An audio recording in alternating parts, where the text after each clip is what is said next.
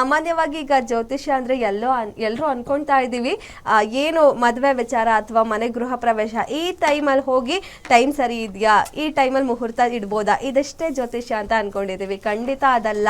ನಮ್ಮ ಪ್ರತಿಯೊಂದು ಲೈಫಿನ ಸ್ಟೇಜ್ಗಳಲ್ಲೂ ಇದನ್ನು ನಾವು ಮಾಡ್ಬೋದಾ ಮಾಡಬಾರ್ದಾ, ಒಂದು ಡಿಸಿಷನ್ ತಗೋಬೇಕಾರೆ ಈ ಎಜುಕೇಷನಲ್ಲಿ ಈ ಕೋರ್ಸ್ ತಗೋಬೋದಾ ಇಲ್ವಾ, ಒಂದು ಬಿಸ್ನೆಸ್ ಮಾಡ್ತೀವಿ ಅಂತ ಹೋದ್ರೂ ಈ ಬಿಸ್ನೆಸ್ ಮಾಡ್ಬೋದಾ, ನಮಗೆ ಕೈ ಹತ್ತತ್ತಾ, ಲಾಸ್ ಆಗುತ್ತಾ, ಪ್ರಾಫಿಟ್ ಆಗುತ್ತಾ, ಈ ಎಲ್ಲಾನು ನಾವು ತಿಳ್ಕೊಂಡು ಮುಂದಿನ ಸ್ಟೆಪ್ಪನ್ನು ಇಡಬೇಕಾಗುತ್ತೆ. ಹಾಗಾಗಿ ಇದೆಲ್ಲಕ್ಕೂ ಇಂಪಾರ್ಟೆಂಟ್ ಜ್ಯೋತಿಷ್ಯ ಆಗಿದೆ. ಇದೆಲ್ಲವನ್ನು ಜ್ಯೋತಿಷ್ಯದಲ್ಲಿ ತಿಳ್ಕೊಳ್ಬೋದು ಅಂದಮೇಲೆ ಖಂಡಿತ ಜ್ಯೋತಿಷ್ಯ ಕಲಿಯೋದು ಎಷ್ಟು ಇಂಪಾರ್ಟೆಂಟ್ ಅನ್ನೋದು ಗೊತ್ತಾಗುತ್ತೆ.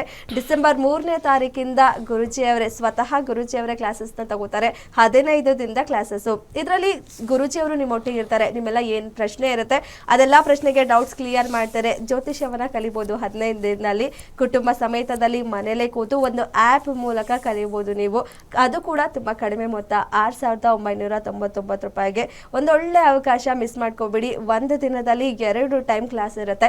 ಮಾರ್ನಿಂಗ್ ಕೂಡ ಇರುತ್ತೆ, ಈವ್ನಿಂಗ್ ಕೂಡ ಇರುತ್ತೆ. ನಿಮಗೆ ಯಾವ ಕ್ಲಾಸ್ ಅನುಕೂಲ ಆಗುತ್ತೆ ಕಲಿಯೋದಕ್ಕೆ ಆ ಟೈಮಲ್ಲಿ ನೀವು ಜಾಯ್ನ್ ಆಗಿ ಗ್ರೂಪಲ್ಲಿ ಕ್ಲಾಸಸ್ಸನ್ನು ಅಟೆಂಡ್ ಮಾಡಿ ವಿಚಾರಗಳನ್ನ ತಿಳ್ಕೊಬೋದು. ಏನೇ ಡೌಟ್ ಇದ್ರೂ ಕೂಡ ಗುರುಜಿ ಅವ್ರಿಗೆ ಕೇಳ್ಬೋದು. ಸ್ವತಃ ಗುರುಜಿ ಅವರೇ ಅದನ್ನು ಕ್ಲಿಯರ್ ಮಾಡ್ಕೊಡ್ತಾರೆ.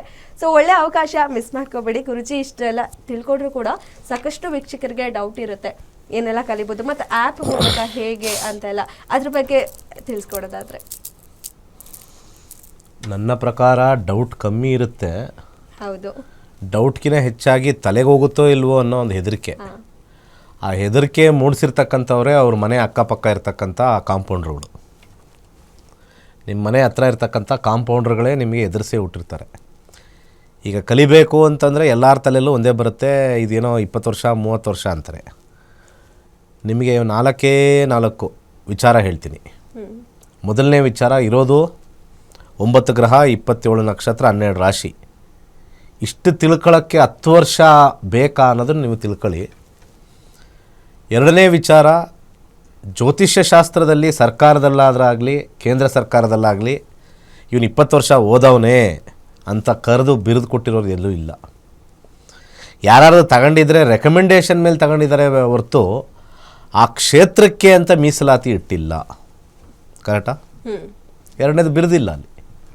ಮೂರನೇದು, ಎಲ್ಲರ ತಲೆಯಲ್ಲೂ ಜ್ಯೋತಿಷ್ಯ ನಮಗಲ್ಲ,